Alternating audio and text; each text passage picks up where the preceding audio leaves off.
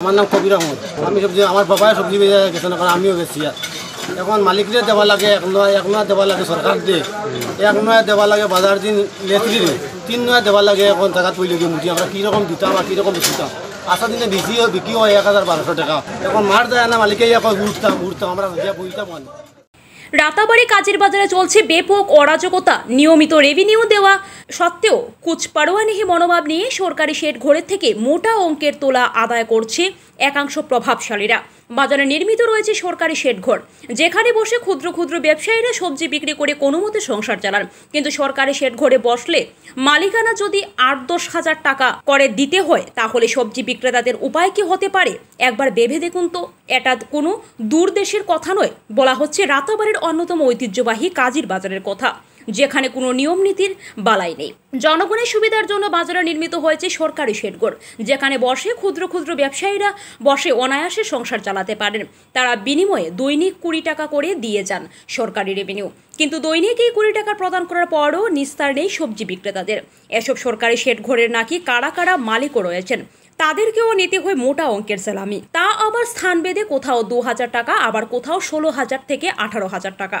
দিতে পারলে বসার অনুমতি পাবেন, না পারলে শেড ঘরে আর বসতে দেওয়া হয় না, এমনটাই অভিযোগ সবজি বিক্রেতাদের।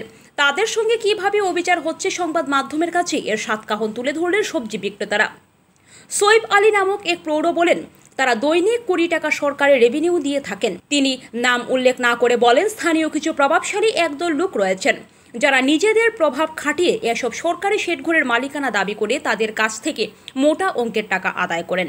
দাবি মতো অর্থ না দিলে বাজারে বসতে দেওয়া হবে না, আর দোকানদারি করতে না পারলে পথে বসতে হবে। এজন্য তারা মুখ খুলে কিছুই বলতে পারছেন না। তবে এ ব্যাপারে সার্কেল অফিস থেকে আরম্ভ করে সাংসদ কৃপানাথ মালহা পর্যন্ত ঊর্ধ্বতন কর্তৃপক্ষের যেখানে যেখানে যাওয়ার সবখানে এই অভিযোগ দিয়ে রেখেছেন, কিন্তু কোনো ফল হয়নি। একই অভিযোগ সবজি বিক্রেতা সুনাহর আলী, নুরুল হক প্রমুখদের। ভিটা হাতছাড়া হওয়ার ভয়ে শেডঘরের মালিকানার দাবিদার কারো নাম মুখে উচ্চারণ পর্যন্ত করার সাহস পাচ্ছেন না। দাবিদারদের মধ্যে এমনও আছেন যারা একদিন পরপর হানা দিয়ে হাত লাগিয়ে সবজি পর্যন্ত নিয়ে যান। এতে ব্যবসায় আয়ের থেকে বেশি লোকসান হয়ে যায়। এভাবেই অরাজকতা থাকলে কাজের বাজার ব্যবসা করা অসম্ভব হয়ে পড়বে। তাদের এই অবস্থা বিবেচনা করে হয় তাদের জন্য পৃথক সবজি মার্কেটের ব্যবস্থা করা হোক, নতুবা শেডঘর দখল মুক্ত করার জন্য ঊর্ধ্বতন কর্তৃপক্ষের দৃষ্টি আকর্ষণ করেন তারা।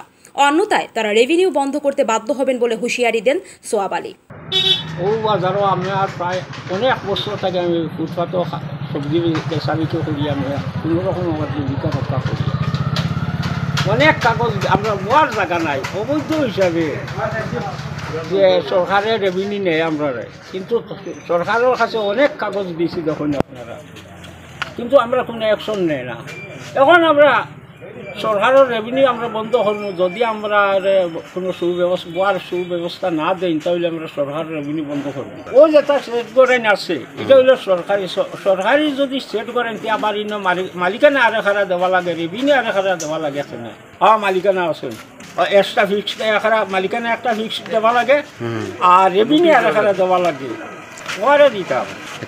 আমরা দাবিটা হইলো সরকারে আমরা সুব্যবস্থা করিয়ে দেখবো, একটা সবজির মার্কেট বানাইয়া দেখবো, আমরা সরকারের রেভিনিউ দিয়া যাইব।